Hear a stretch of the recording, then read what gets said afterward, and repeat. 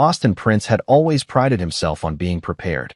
10 years in military intelligence before transitioning to private security consulting had taught him to expect the unexpected, to read situations 3 moves ahead, and to never let his guard down completely. But on that Tuesday morning in March, watching his 6-year-old son Joel spill orange juice across the kitchen counter while his wife Victoria rushed around looking for her presentation files, Austin allowed himself to believe that his most dangerous days were behind him. "Honey, have you seen the Bradford folder?" Victoria called from the hallway. She'd kept her maiden name professionally. Victoria Bradford was how everyone knew her at Meridian Technologies, where she'd worked as a senior systems analyst for the past 8 years. "The one with the red tab?" Austin grabbed a towel, soaking up Joel's mess while the boy giggled apologetically. "Did you check your work bag?" "Already looked. I need those specifications for the meeting with the DoD contractors this afternoon." Victoria appeared in the doorway, her dark hair pulled back in a professional bun, her gray suit immaculate despite the morning chaos. She had that focused intensity in her eyes that Austin had fallen in love with 12 years ago, the look of someone who solved problems rather than complained about them. "Dad, can I take my Lego spaceship to show and tell?" Joel asked, holding up a creation that looked more like an abstract sculpture than any spacecraft. "Sure, buddy. Go get your backpack ready." Austin watched his son sprint toward his room, then turned to Victoria. "You've seemed stressed lately. Everything okay at Meridian?" Victoria's smile didn't quite reach her eyes. "Just the usual corporate pressure. This defense contract could mean big things for the company. Martin Carr's been riding everyone hard to make sure we land it." Martin Carr. Austin had met Victoria's boss twice, once at a company holiday party and once at a summer barbecue.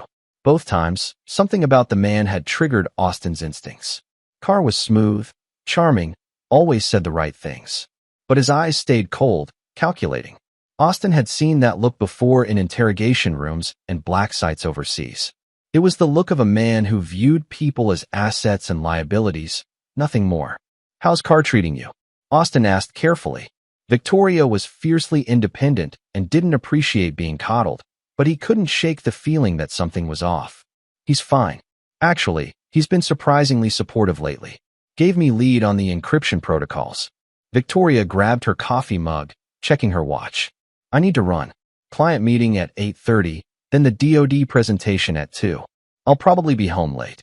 Austin pulled her close, kissing her forehead. "Be careful out there." She laughed. "It's Palo Alto, not Kandahar. The worst danger I face is bad coffee and PowerPoint crashes." If only that were true. Austin was reviewing security protocols for a new client, a tech startup worried about industrial espionage, when his phone rang at 10:47 a.m. The caller ID showed Meadowbrook Elementary School. "Mr. Prince? This is Principal Harriet Mueller." The woman's voice was tight, controlled, but Austin detected the tremor underneath. 30 seconds into the call, his military training kicked in, his body flooding with adrenaline even as his mind stayed ice-cold and analytical. "Get here immediately. Bring a lawyer. Do not call your wife." Austin was already moving, grabbing his keys, his phone, his wallet. "What happened to Joel?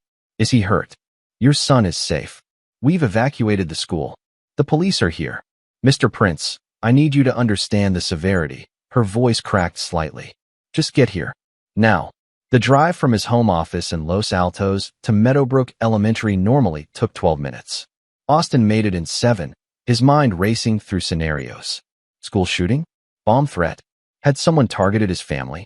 He'd made enemies during his intelligence days, people who might want revenge. The scene at the school confirmed his worst fears and created new ones.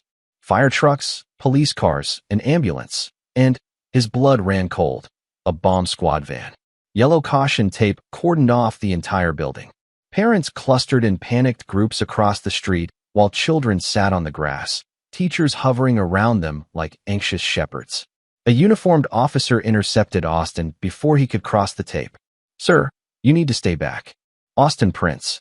They called me." He kept his voice level, authoritative but not aggressive. "My son Joel is inside." The officer's expression shifted. "Wait here." He spoke into his radio, then nodded toward a dark van parked near the school entrance. "Detective Duncan wants to speak with you." Jerome Duncan was a tall, broad-shouldered man in his late 40s with silver threading through his dark hair. His face was professionally neutral, but Austin read the tension in his jaw, the way his eyes tracked Austin's every movement. This was a man trying to determine if he was talking to a concerned parent or a threat. "Mr. Prince, thank you for coming so quickly." Duncan gestured toward the van. "We need to talk privately. Now, where's my son?" "Safe. He's with a counselor and doing fine, all things considered. It's you we need to talk about. More specifically, your wife." Austin's stomach dropped. What does Victoria have to do with this? Duncan opened the van's rear door. Inside, another detective, a woman with sharp features and harder eyes, sat across from a table displaying photographs. Austin climbed in, and Duncan closed the door behind them, sealing them in the climate-controlled space. "I'm Detective Blanca Swan," the woman said. "Sit down, Mr. Prince." Austin sat, forcing himself to stay calm even as his pulse hammered. On the table were photos of Joel's classroom, evidence markers visible throughout. And then Duncan placed another set of photos in front of him. "Your son opened the wrong bag during show and tell this morning. He thought it was his backpack. It wasn't." The photos showed Victoria's leatherwork bag, the expensive one he'd bought her last Christmas. And spilling from it, plastic bags containing white powder, detailed floor plans of Meadowbrook Elementary with notations in red ink, a burner phone, latex gloves, and what looked like components for an improvised explosive device. Austin's training kept him from reacting visibly, but his mind raced. "That's impossible." "That's what they all say," Swan said coldly. "Your wife works at Meridian Technologies, correct? Security clearance? Access to DoD contracts. She's a systems analyst. She writes code, and—" Austin stopped himself, thinking, "You think this is real? You think Victoria would bring bomb-making materials and drugs to work, then accidentally let our 6-year-old take them to school?" "We need to know where your wife is right now," Duncan said. His tone was gentler than Swan's, but no less urgent. "We've tried calling her. Her phone goes straight to voicemail." That terrified them. Austin understood why immediately. If Victoria was fleeing, if she'd realized her bag was discovered and was running, she had meetings all day, important ones. She wouldn't just disappear. But even as Austin said it, he remembered the stress in Victoria's eyes, the way she'd seemed distracted lately. "Let me try calling her." He pulled out his phone with hands that stayed perfectly steady through sheer force of will. Victoria's number rang once, then went to voicemail. He tried again. Same result. "Mr. Prince," Swan leaned forward. "We need you to think very carefully. Has your wife exhibited any unusual behavior? Meetings at odd hours? Secretive phone calls? Unexplained money? No, nothing like that. Victoria's the most honest person I know." Austin's mind worked furiously. This was a setup. It had to be. But who? And why? She mentioned her boss Martin Carr has been under pressure about a DoD contract. "Maybe. We'll investigate all angles," Duncan said. "But right now, we have enough evidence to arrest your wife for possession of illegal drugs, possession of explosive materials, and conspiracy to commit an act of terrorism. The fact that she's unreachable and these materials ended up in your son's school makes this look premeditated." "It's a frame job," Austin said flatly. "Someone planted this in her bag." Swan's smile was thin. "Again, that's what they all say." They kept Austin in the van for 2 hours, asking the same questions in different ways, trying to find inconsistencies in his answers. Austin had been trained to resist interrogation techniques far more sophisticated than this, but he cooperated fully. Getting angry or defensive would only make them suspect he was complicit. Finally, Duncan's phone buzzed. He stepped outside to take the call, leaving Austin alone with Swan. "You were military intelligence," Swan said, consulting her notes. "Army. 8 years. Honorable discharge. Then private security consulting. You have skills that would be useful for someone planning something like this." "I have skills that tell me this is amateur hour," Austin replied. "If Victoria wanted to hurt anyone, she wouldn't carry evidence in her work bag. She wouldn't let it anywhere near our home or our son. And she definitely wouldn't use her own phone number on a burner phone's contact list." He paused. "There was a contact list, right? That's standard for this kind of frame job." Swan's expression flickered. Austin had guessed correctly. Duncan returned, his face grim. "We found your wife's car in the Meridian Technologies parking garage. Empty. Her phone was on the driver's seat, battery removed. No sign of Victoria Bradford Prince." The use of her full married name confirmed they were treating her as a fugitive. Austin's chest tightened, but he kept his expression neutral. She didn't run. Someone took her. Or she ditched her phone to avoid tracking, Swan countered. Either way, we've issued a bolo. Every officer in the Bay Area is looking for her. If you hear from her, I want my son, Austin interrupted. Now? And then I want my lawyer, and I'm going to find my wife and prove she's innocent. Duncan studied him for a long moment. Your son can go home with you. But Mr. Prince, if your wife contacts you and you don't report it immediately, you become an accessory. Understand? I understand you're wasting time on the wrong person while whoever set her up gets away. They released Joel to him 30 minutes later. The boy's eyes were red from crying, and he clutched a stuffed lion that the counselor had given him. Austin knelt down, pulling his son into a tight hug. Am I in trouble? Joel whispered. I didn't mean to take Mommy's bag. Mine looks just like it in. You're not in trouble, buddy. None of this is your fault. Austin carried him to the car, his mind already working through his next moves. Victoria was missing. Someone had planted evidence in her bag. Her phone going straight to voicemail suggested it had been turned off or disabled before the school incident, meaning someone had planned this carefully. Martin Carr. The name kept circling in Austin's mind. Victoria had said Carr was supportive lately, giving her lead on important projects. What if that wasn't support? What if it was positioning her to take the fall for something? In the car, Austin called his lawyer, Ken Larkin, explaining the situation in terse, clinical terms. Larkin promised to handle the police and advised Austin to stay away from Meridian Technologies. Austin ignored that advice. He drove Joel to his sister's house in Sunnyvale, explained that there was an emergency, but Joel was safe, then headed straight for Meridian Technologies headquarters in Palo Alto. Victoria was in danger. Someone had taken her, framed her, or both. And Austin was going to find out who and why. His days of being a soldier might be over, but the skills remained. The instincts. The willingness to do whatever was necessary to protect his family. The easy life was over. It was time to go back to war. Meridian Technologies occupied a sleek glass building in Palo Alto's tech corridor. Austin parked across the street, watching the entrance. His phone buzzed. Larkin, warning him that the police were monitoring Victoria's workplace, and any contact Austin made could be used against him. Austin didn't care. He needed information, and he needed it fast. Instead of entering through the front, Austin circled to the employee entrance on the building's north side. His years doing security consulting had taught him that most modern office buildings shared the same vulnerabilities. He waited until a group of employees arrived from lunch, timing his approach to slip in behind them, confident smile in place like he belonged.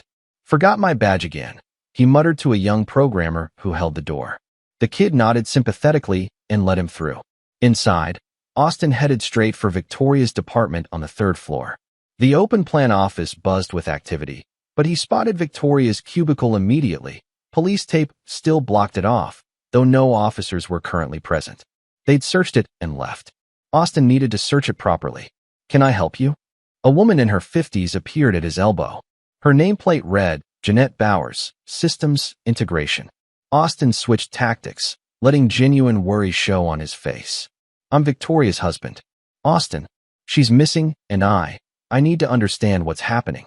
Did you see anything unusual yesterday? Anyone near her desk? Jeanette's expression softened with sympathy. I heard about the school thing. I don't believe for a second that Victoria would do what they're saying. She's good people. She glanced around nervously. But yesterday was weird. Martin Carr asked her to stay late, work on something in his office. When she came back to her desk around 7 p.m., she seemed shaken, pale. Did she say what they talked about? No, but I saw her back up her computer files to an external drive. She looked scared, Austin, like she'd seen something she shouldn't have. Jeanette hesitated. There's been rumors. Meridian's been bidding on defense contracts, but some people think Martin's cutting corners, maybe even selling proprietary information on the side. Victoria might have stumbled onto something. Austin's instincts had been right. Where's Carr now? Executive suite, 5th floor. But you can't just... Jeanette stopped as Austin was already moving toward the elevators. Security will stop you. Not if he was fast enough. Austin took the stairs 2 at a time, his mind racing. If Carr was dirty and Victoria had discovered it, he'd need to eliminate the threat. Planting evidence in her bag, making her look like a terrorist or drug dealer.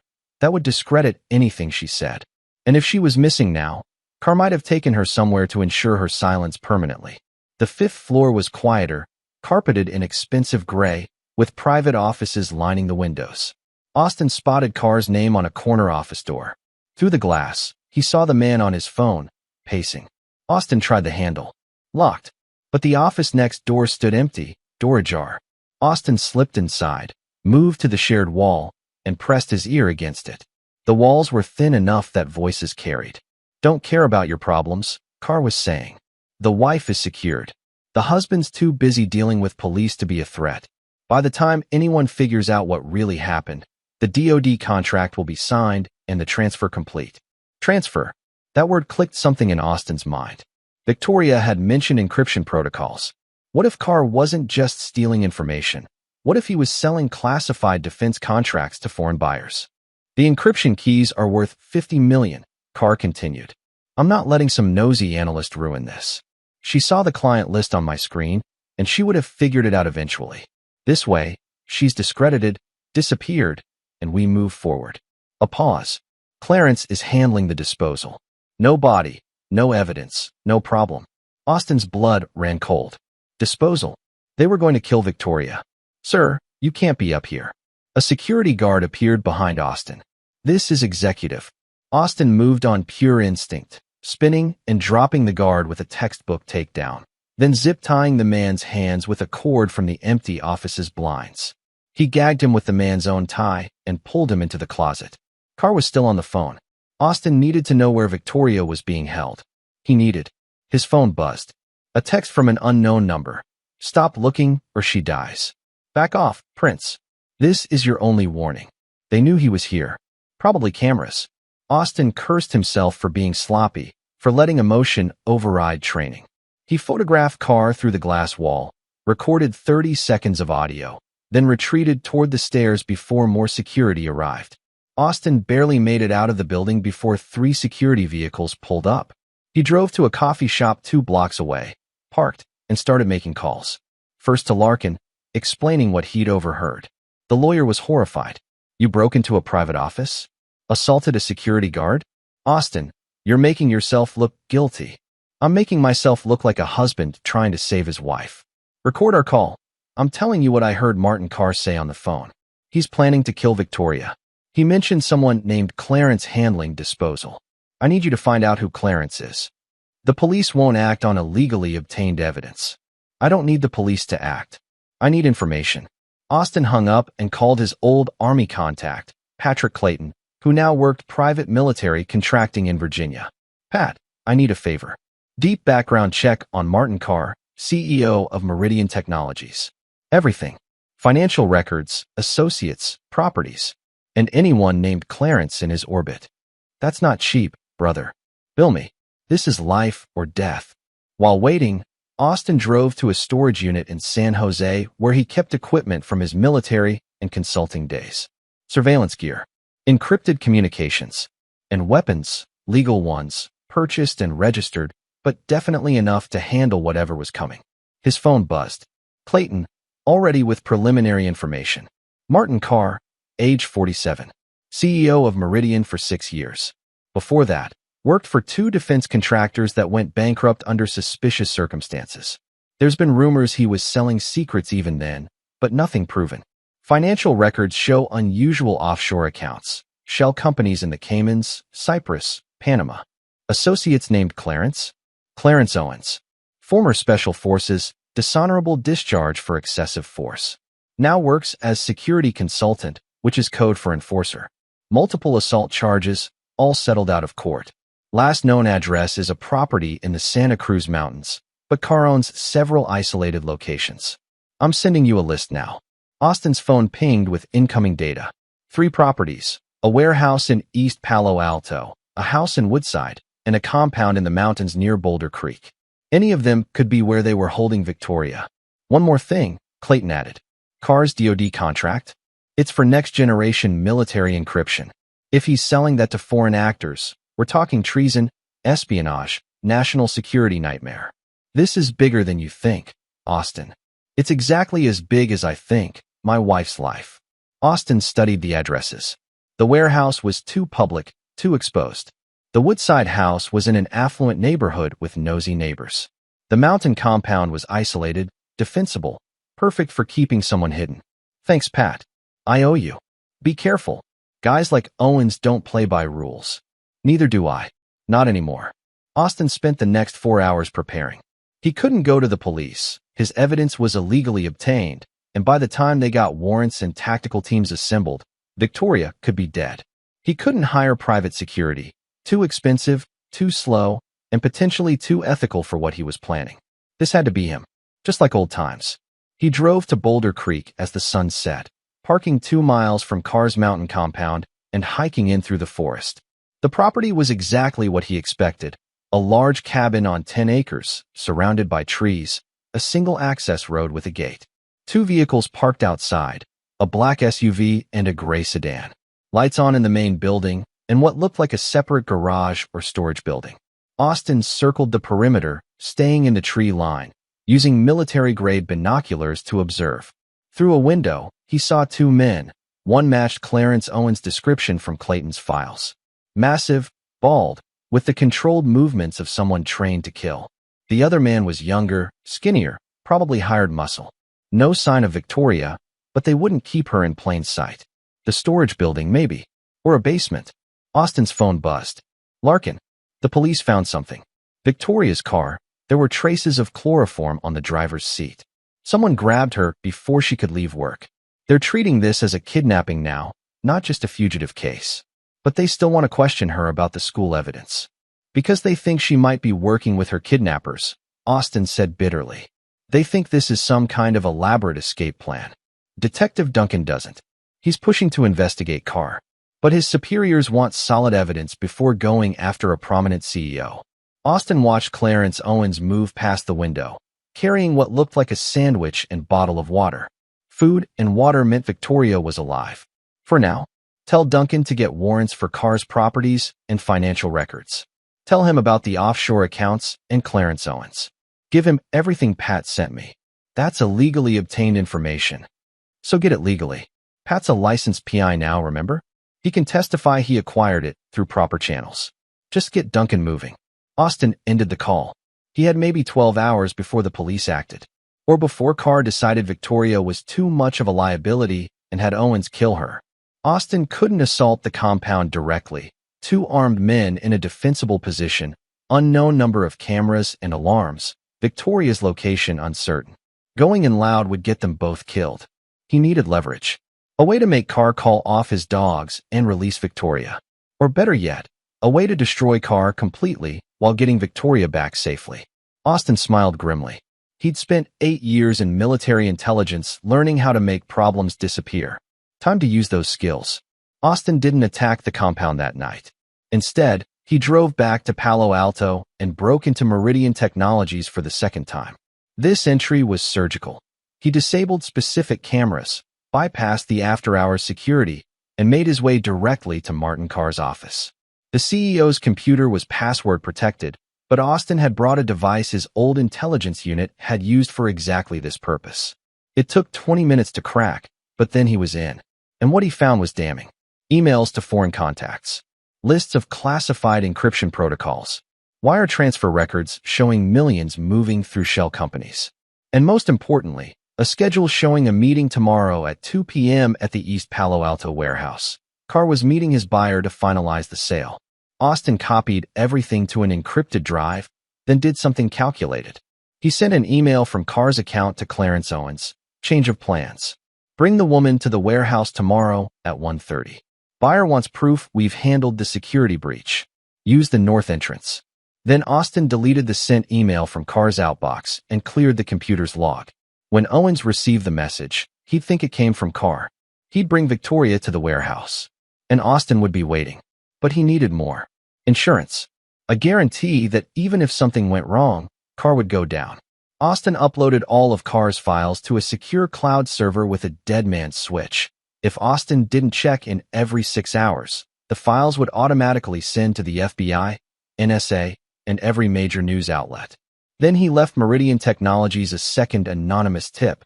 Details about the warehouse meeting, the foreign buyer, everything.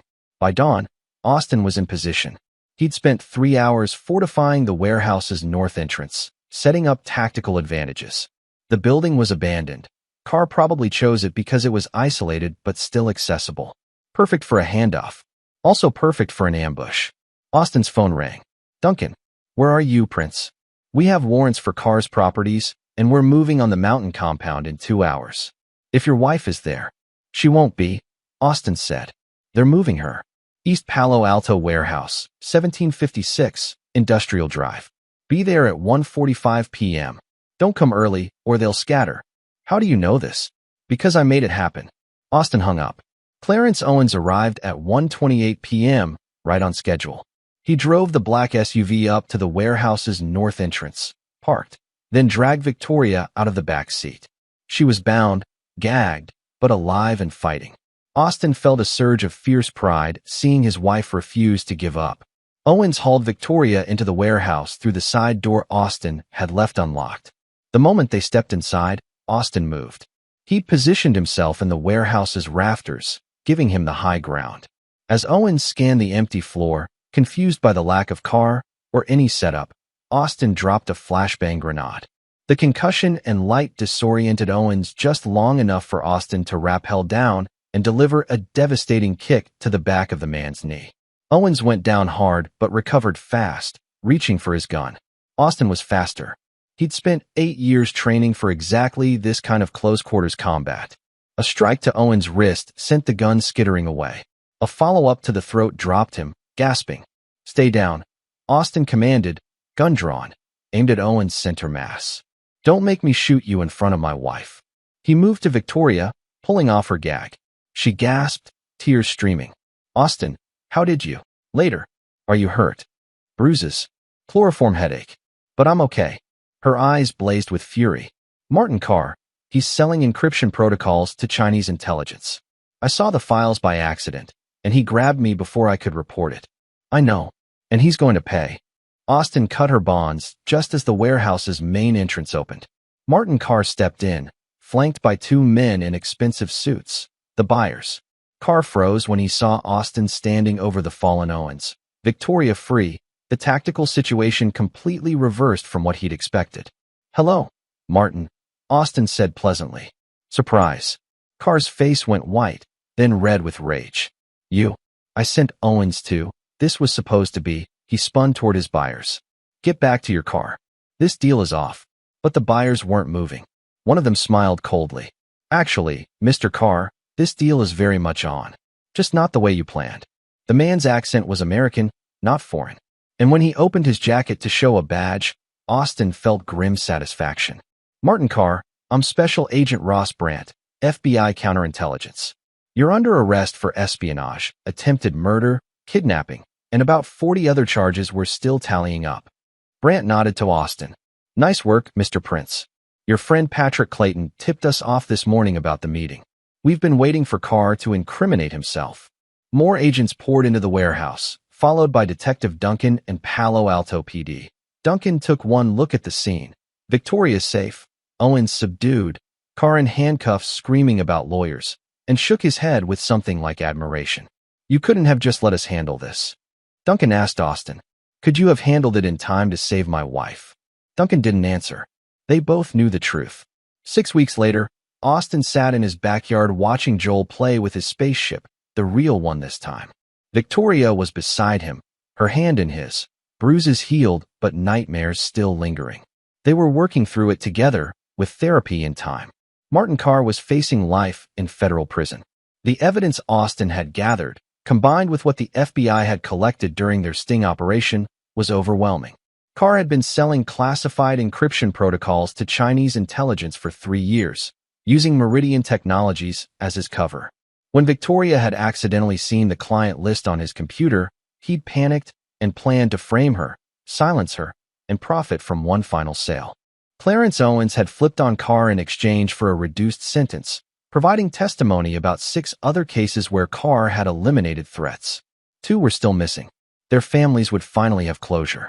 The charges against Victoria were dropped completely.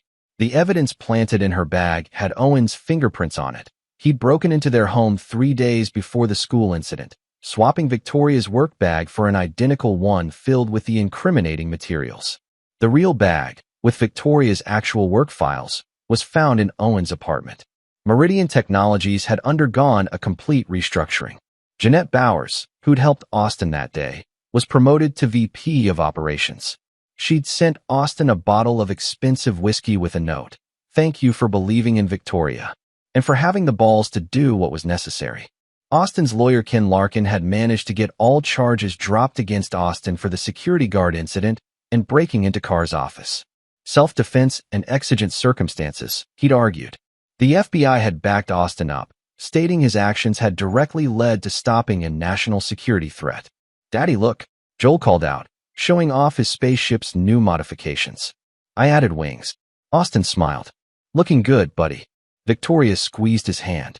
"Thank you," she said quietly, "for not giving up, for figuring it out when everyone else thought I was guilty." "I knew you," Austin replied simply. "I knew who you are. That was all I needed." His phone buzzed. Patrick Clayton, with a job offer, a private intelligence firm looking for someone with Austin's skills, someone willing to take on cases the authorities couldn't handle. Gray area work for the right reasons.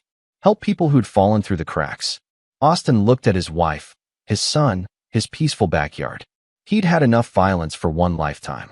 But he'd also learned something important in the past 6 weeks. Sometimes the rules weren't enough.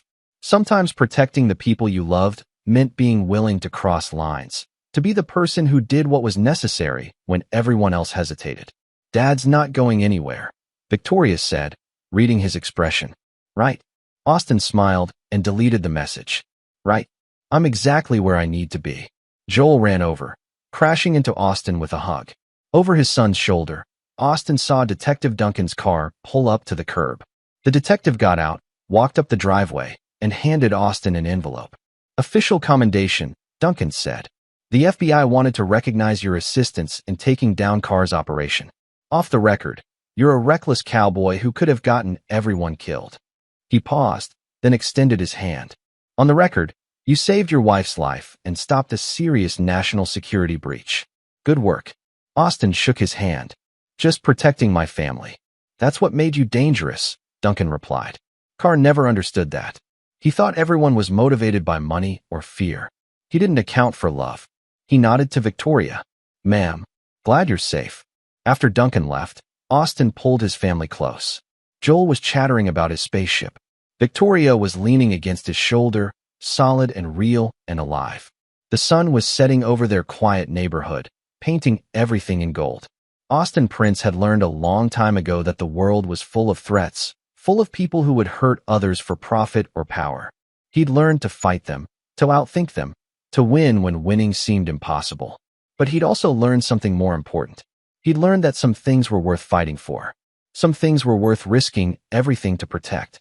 And as he held his wife and son, watching the sunset paint their world in safe, golden light, Austin knew that whatever came next, whatever threats or challenges or enemies appeared, he'd be ready. Because he was Austin Prince. And nobody threatened his family and walked away. Not ever. This is where our story comes to an end. Share your thoughts in the comments section. Thanks for your time. If you enjoy this story, please subscribe to this channel. Click on the video you see on the screen, and I will see you there.